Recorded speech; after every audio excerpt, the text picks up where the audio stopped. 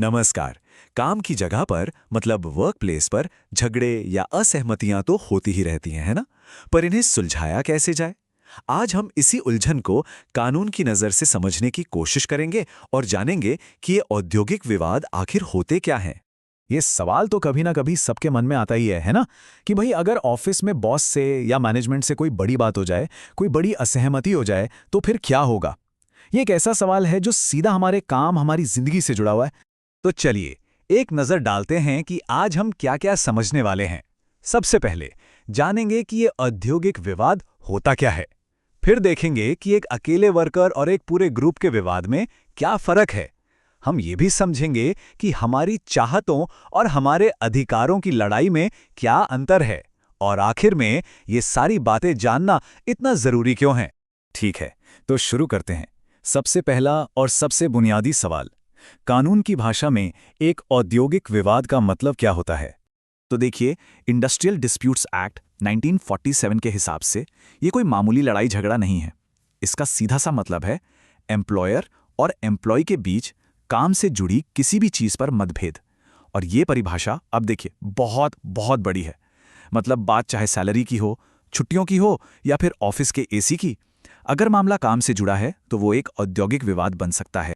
चलिए, अब एक कदम आगे बढ़ते हैं। इन विवादों को समझने का एक बहुत ही आसान तरीका है ये देखना कि इसमें कितने लोग शामिल हैं।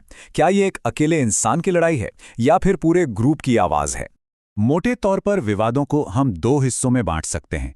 एक तरफ है व्यक्तिगत विवाद, मतलब जो एक अकेले कर्मचारी से जुड़ा है, मान लीजिए उसे नौकरी से गलत तरीके से निकाल दिया गया। और दूसरी तरफ है सामूहिक विवाद, जहां कई सारे कर्मचारी या उनकी यूनियन मिलकर कोई मांग उठाते हैं। अच्छा, ये सामूहिक विवाद असल में होते कैसे हैं? सोचकर देखिए, जब सारे कर्मचारी मिलकर अपनी सैलरी बढ़ाने की मांग करें, या फिर बोनस को लेकर कोई झगड़ा हो, या काम के घंटे बदलने पर बात बिगड़ जाए, ये सब कलेक्टिव डिस्प्यूट्स के एकदम क्लासिक उदाहरण हैं। अब यहां एक बहुत ही दिलचस्प बात है। पहले क्या होता था कि एक अकेले कर्मचारी की बात ज्यादा सुनी नहीं जाती थी, लेकिन फिर कानून में आया सेक्शन 2A और इसने सब बदल दिया। ये कहता है कि एक अकेले वर्कर की लड़ाई भी उतनी ही अहम है। मतलब अगर किसी एक को भी गलत तरीके से निकाला जाता है तो उसके केस को भी एक पूरा का पूरा औद्योगिक विवाद माना जाएगा। तो हमने ये तो देख लिया कि विवाद में कौन शामिल है। अब सवाल ये है कि लड़ाई आखिर किस चीज के लिए हो रही है? क्या ये कुछ नया पाने की लड़ाई है, या जो हक पहले से मिला हुआ है उसे बचाने की? यहीं पर दो और बड़ी कैटेगरीज सामने आती हैं। पहले आते हैं हित विवाद या इंटरेस्ट डिस्प्यूट्स। इसका सीधा सा मतलब है कि कर्मचारी कुछ बेहतर, कुछ नया मांग रहे हैं। वो चाहते हैं कि रोजगार की शर्तें बदली जाएं, नई शर्तें बने। इसे ऐसे समझिए जैसे आप कोई नया गेम खेलने जा रहे हैं और उसके नियम बना रहे हैं। और इसके बिल्कुल उलट हैं अधिकार विवाद या राइट्स डिस्प्यूट्स। यहां कोई नए नियम बनाने की बात नहीं हो रही। यहां लड़ाई है उन नियमों, कानूनों या समझौतों को लागू करवाने की जो पहले से मौजूद हैं। मतलब कोई पहले से बने हुए नियमों को तोड़ रहा है और कर्मचारी बस अपना हक मांग रहे हैं। तो अगर इसे समराइज करें तो हित विवाद भविष्य के लिए है, नई शर्तें बनाना, जैसे कि एक नई प्रमोशन पॉलिसी। जबकि अधिकार विवाद आज के बारे में है, ये पक्का करना कि जो नियम पहले से हैं उनका पालन हो। जैसे अगर कोई मालिक वो बोनस ना दे जो कानूनन देना जरूरी है। विवाद सिर्फ पैसे पैसे या पॉलिसी को लेकर नहीं होते। कई बार ये इस बात पर भी होते हैं कि काम की जगह पर लोगों का एक दूसरे से बर्ताव कैसा है और क्या नियमों का ठीक से पालन हो रहा है या नहीं। इस कैटेगरी में हम तीन तरह के विवादों को देख सकते हैं जो अक्सर एक दूसरे से जुड़े होते हैं। व्यक्तिगत शिकायतें, यूनियन की मान्यता से जुड़े मसले और दोनों तरफ से होने वाले अनुचित काम। सबसे पहले बात करते हैं शिकायत विवादों की। ये बहुत पर्सनल होते हैं। ये तब होते हैं जब किसी कर्मचारी को लगता है कि उसके साथ नाइंसाफी हुई है, जैसे उसे बिना वजह नौकरी से निकाल दिया गया या गलत तरीके से उसका ट्रांसफर या डिमोशन कर दिया गया। फिर आते हैं मान्यता विवाद। इसे आप वर्क प्लेस की पॉलिटिक्स भी कह सकते हैं। कौन सी यूनियन वर्कर्स की आवाज बनेगी? क्या मैनेजमेंट उस यूनियन को ऑफिशियल तौर पर मानेगा? कभी कभी तो दो यूनियनों में ही होड़ लग जाती है कि असली नुमाइंदा कौन है। और तीसरे हैं अनुचित श्रम व्यवहार। ये तब होता है जब मालिक या कर्मचारी ऐसे दावपेंच इस्तेमाल करते हैं जिनकी कानून इजाजत नहीं देता।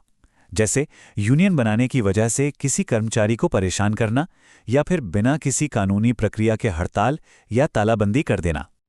अब बात करते हैं उन विवादों की जिनका असर सबसे बड़ा और सबसे गंभीर होता है।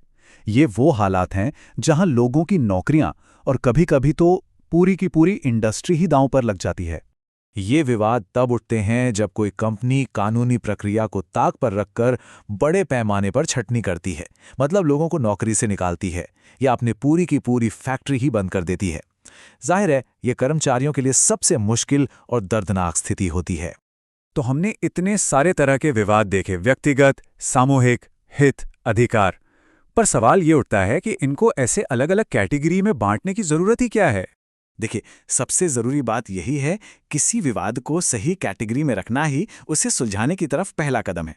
क्योंकि हर तरह के विवाद को हल करने का जो कानूनी रास्ता है, जो प्रक्रिया है, वो अलग होती है और ये वर्गीकरण ही हमें सही रास्ता दिखाता है।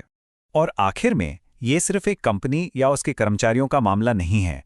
जैसा कि इस कोर्ट में कहा गया है, इन विवादों को सही ढंग से समझना और सुलझाना बड़े लेवल पर पूरे समाज में औद्योगिक शांति और सद्भाव बनाए रखने के लिए बहुत जरूरी है। अच्छा, जाने से पहले एक सवाल पर जरूर सोचिएगा। अगर किसी एक कर्मचारी को निकालने से एक बहुत बड़ी हड़ताल शुरू हो जाती है, तो सोचिए एक ही विवाद कितनी अलग-अलग कैटेगरीज में आ सकता है। व्यक्तिगत भी, सामूहिक भी, अधिकार का भी, शायद और भी। इस पर विचार जरूर करिएगा।